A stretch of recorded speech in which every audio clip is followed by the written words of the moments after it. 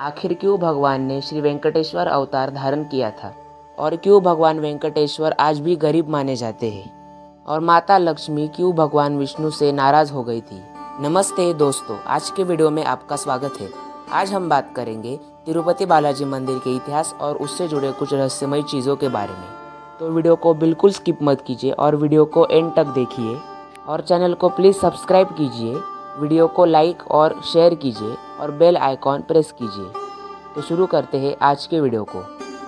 तो दोस्तों, आंध्र प्रदेश के चित्तौड़ जिले में तिरुपति बालाजी मंदिर स्थित है। तिरुपति बालाजी मंदिर में भगवान विष्णु के श्री वेंकटेश्वर अवतार को पूजा जाता है।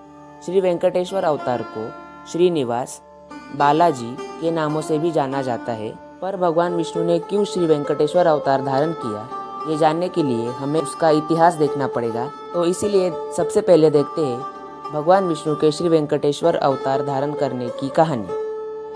तो दोस्तों, एक बार नारद मुनि कुछ ऋषियों के समूह को यज्ञ करते हुए देखते हैं। तो नारद मुनि उनसे जाकर पूछते हैं कि ये यज्ञ किस देवों के लिए समर्पित है।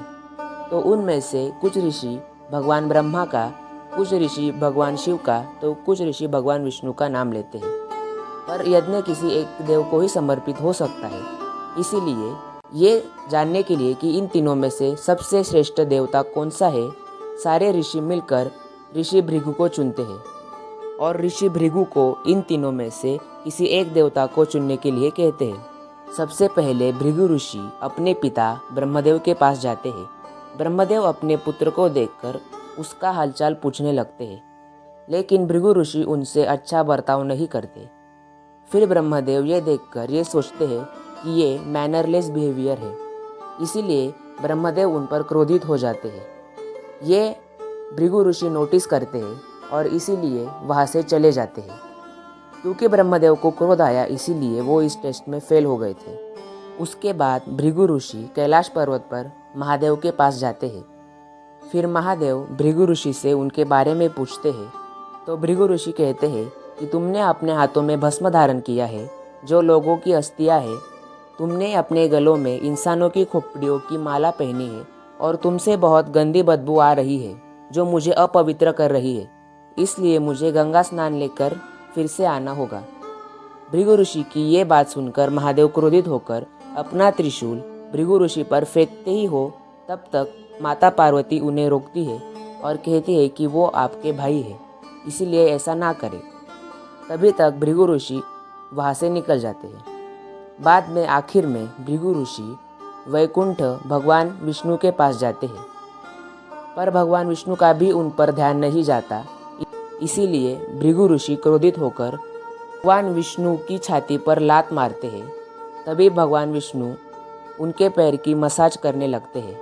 ये देखकर ऋषि भृगु के आंखों से आंसू आने लगते हैं और वो ये डिसाइड करते हैं कि यज्ञ का फल हमेशा भगवान विष्णु को ही समर्पित रहना चाहिए, भगवान विष्णु ही इस योग्य है। पर भृगु ऋषि ने भगवान विष्णु के छाती पर लात मारी और भगवान विष्णु ने उन्हें दंड भी नहीं दिया। ये देखकर माता लक्ष्मी नाराज हो जाती है और वैकुंठ छोड़कर तपस्या करने निकल जाती है।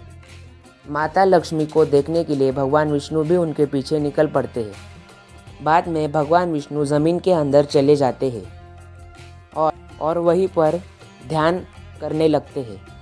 भगवान विष्णु ने काफ़ी दिनों तक कुछ खाया पिया नहीं था, इसीलिए ब्रह्मदेव और महादेव मिलकर माता लक्ष्मी को ये बात बताते हैं और एक गाय का रूप धारण करने का सुझाव माता लक्ष्मी को देते हैं। तो बाद में भगवान शिव और ब्रह्मदेव गाय का रूप धारण करते हैं और बाद में माता लक्ष्मी वो गाय एक चरवाहे को दे देती है और चरवाहा रोज़ वहाँ पर अपनी गाय को चराने के लिए ले जाता है। और तभी वो गाय जो ब्रह्मदेव और भगवान शिव थे, वो वहाँ पर जाकर उस ज़मीन के ऊपर खड़े होकर अपना दूध वहाँ पर गिराते हैं और बाद में वो भगवान विष्णु पीते हैं। तो कई दिन तक ऐसा चल रहा होता है, पर चरवाहा एक बार ये सब करते हुए गाय को देख लेता है और क्रोधित होकर गाय की ओर कुल्हाड़ फेंकता है। पर यह देखकर भगवान विष्णु ज़मीन से बाहर आते हैं और उनको वो कुल्हाड़ लग जाती है। तो क्रोधित होकर वो वापस कुल्हाड़ चरवाहे की ओर फेंकते हैं और तभी उसकी वहाँ पर मौत हो जाती है। बाद में वहाँ पर वो राजा आता है और वो भगवान विष्णु से माफ़ी मांगता है। पर भगवान विष्णु उन्हें ये वादा करते हैं कि अगले जन्म में तुम्हारी पुत्री पद्मावती से विवाह करूँगा और जब तुम मुझे सोने का मुकुट धारण करोगे तब ये पाप खत्म होगा। तो समय का चक्र चलने लगता है और भगवान विष्णु बकुल देवी के पुत्र श्रीनिवास के रूप में पृथ्वी पर जन्म लेते हैं। और आकाश राजन नामक राजा के रूप में जन्म हो चुका था, पर आकाश राजन राजा को कोई संतान नहीं थी। बाद में आकाश राजन खेती की ओर जाते हुए एक बक्सा मिलता है और बक्से के अंदर एक छोटी बच्ची होती है। आकाश राजन उस बालिका को राजमहल ले जाते हैं और उसका नाम पद्मावती रख देते हैं। काल का चक्र फिर से चलने लगता है। वहाँ पर श्रीनिवास और यहाँ पर पद्मावती दोनों बड़े हो रहे थे। एक बार पद्मावती अपने सहेलियों के साथ खेल रही थी और तभी उनके पीछे एक हाथी दौड़ने लगता है। वो घबरा कर दौड़ने लगती है और तभी वहाँ पर पद्मावती और श्रीनिवास एक दूसरे को पहली बार देखते हैं और तभी एक दूसरे के प्यार में पड़ जाते हैं।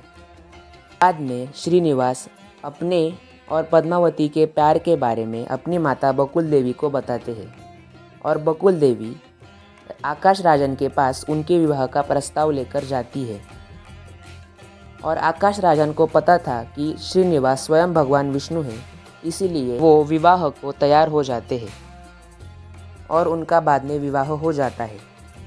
तो ये बात बाद में माता लक्ष्मी को पता चलती है कि जो थी, इसीलिए माता लक्ष्मी भगवान विष्णु यानी श्रीनिवास के पास जाते हैं और जब वो श्रीनिवास को देखते हैं तभी वो बालाजी की मूर्ति में कन्वर्ट हो जाते हैं और भगवान बालाजी के एक तरफ पति और दूसरी तरफ माता लक्ष्मी की मूर्तियाँ तैयार हो जाती है। तो ये थी भगवान विष्णु के वेंकटेश्वर अवतार धारण करने की कहानी। तो अब देखते हैं कुछ रहस्यमय चीज़ें। नंबर 1 में स्थित तिरुपति बालाजी की मूर्ति को स्पर्श करने के बाद आपको लहरों के आवाज़ों की अनुभूति होती है। नंबर 2 तिरुपति बालाजी मंदिर भारत का सबसे दूसरा अमीर मंदिर है। नंबर 3 तिरुपति बालाजी मंदिर का प्रसाद और माता है और तिरुपति बालाजी मंदिर में काटे गए बाल भी करोड़ में बिके जाते हैं। महाराष्ट्र, बिहार, जम्मू कश्मीर जैसे दूसरे राज्य में तिरुपति बालाजी मंदिर तैयार करने का प्रस्ताव रखा गया है। श्रीनिवास की माता पद्मावती के साथ शादी होती है तब श्रीनिवास कुबेर देव से सोना उधार लेते हैं और उस उधार लिए सोने से वो दोनों शादी करते हैं और वो सोना इतना था कि आज भी वो कर्ज चुका नहीं है।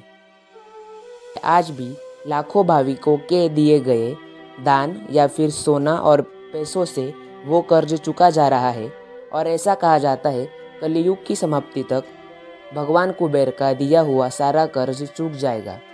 इसीलिए बहुत सारे और रहस्यमय चीज़ें तिरुपति बालाजी मंदिर के बारे में प्रसिद्ध है।